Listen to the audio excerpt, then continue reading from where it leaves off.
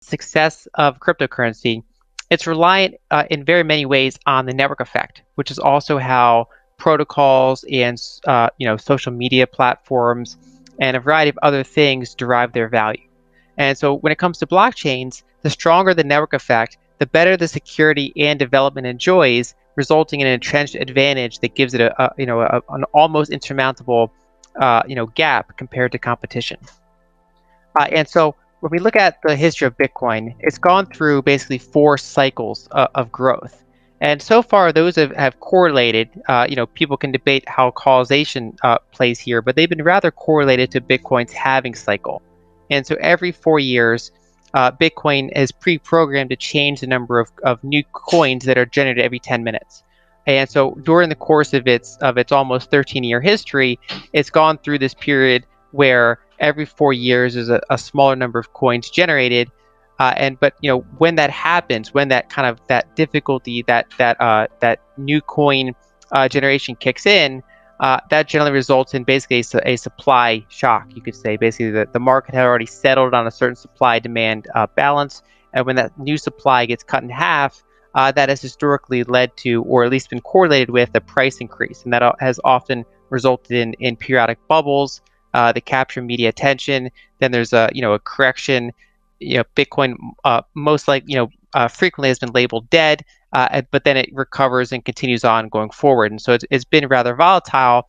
But when we zoom out and look at this logarithmic view of the price, it's actually been the steady state of increases. And of course, the big question is, how long will this continue? Will this reach a certain plateau of multi-trillion-dollar asset and go up from there? Or will this eventually roll over and be surpassed by either some other technology, or will the whole space just no longer be effective? And most signs point to that the network effect continues to be extremely strong, and we're going to walk through some of the steps here. And so overall, Bitcoin's irreplaceable attributes largely rest on 3 different categories. So there's security, scale, and decentralization. And so they all play into each other as well. So security can help increase its scale can help increase its security. But basically, when we analyze the qualities of the network, we can go through these 3 areas. So of course, Bitcoin has the largest market capitalization, with estimated to be well over 100 million users at this point. And that includes on-chain users as well as users on exchanges or other providers. And so if that number is correct, and many estimates have pointed in that direction, that means Bitcoin has so far reached a higher level of adoption than the internet did by this point in its life cycle. And so it's being adopted very quickly. It's the fastest asset to touch $1 trillion market capitalization. And then when you include not only the base layer, but also additional layers like Lightning and Liquid, as well as various side chains or other things in the ecosystem, and then all the variety of apps and hardware devices that are either Bitcoin specific or Bitcoin first, kind of focused on Bitcoin. It has one of the largest overall networks in the blockchain space. And again, the more development that goes on, the better and better the system gets, and the bigger that gap becomes compared to the other blockchains in the ecosystem. And so when we look at, for example, hardware wallets, so there's many hardware wallets that accept multiple different coins, but then there are also hardware wallets that are Bitcoin only, that only work with Bitcoin by design to enhance their security and be more specialized. And so what that ultimately means is that, for example, Bitcoin has a greater range of hardware selection than other coins in the space. And that also applies to, there's a variety of apps that only work with Bitcoin. And so in many ways, Bitcoin's ecosystem overlaps with the broader crypto space, but also has a very own dedicated Bitcoin-focused part of its ecosystem.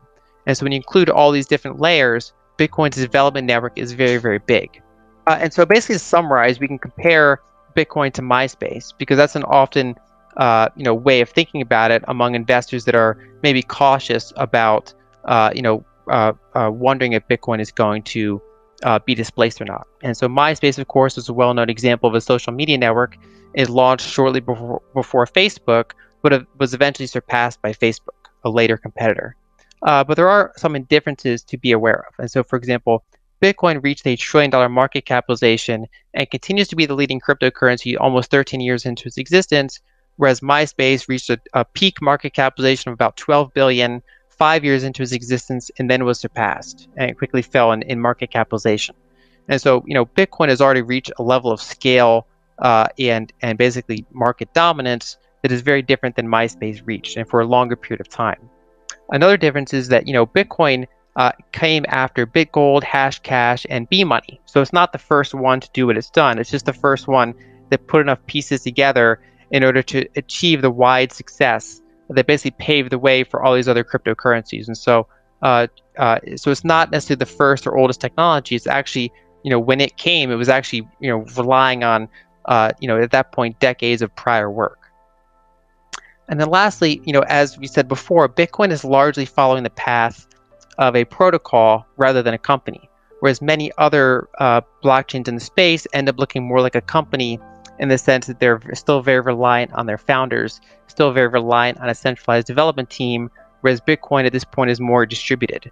And so whereas MySpace, of course, as a company, it followed the path of company, it had an early management change early on, and for example, they were slow to adopt to the shifting user base towards mobile phones, and so that was a key reason why they eventually fell to later networks. Whereas Bitcoin continues to optimize exactly what it tries to optimize for. So basically, it's the fact that there's not that many features on the base layer is again by design, and so it's not being surpassed in terms of technology by other protocols. It's not being overcome by later developments, because every one of those developments comes with trade-offs in a way that Bitcoin has that ecosystem has chosen not to adopt, at least not on the base layer, in order to ensure some of those prior attributes of security and decentralization. Part of Bitcoin's success, in addition to being a well-designed protocol, is the path dependence. It's very, very hard to replicate Bitcoin's unique path dependence at this point. And so what I mean by that is Bitcoin was made by a creator that was, eventually left the ecosystem. He remains unknown, or they.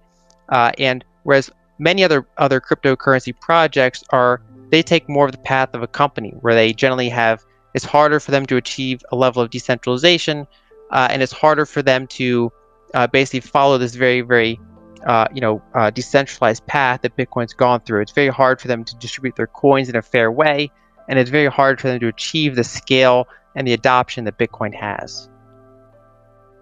And so as full disclosure, I am long Bitcoin, I own Bitcoin, and I also advise some Bitcoin companies. But one thing I like to point out is that my research company focuses on multiple asset classes, and so I'm not tied to any one asset, and I'm happy to look at multiple different asset classes, both outside of the cryptocurrency space and in the cryptocurrency space.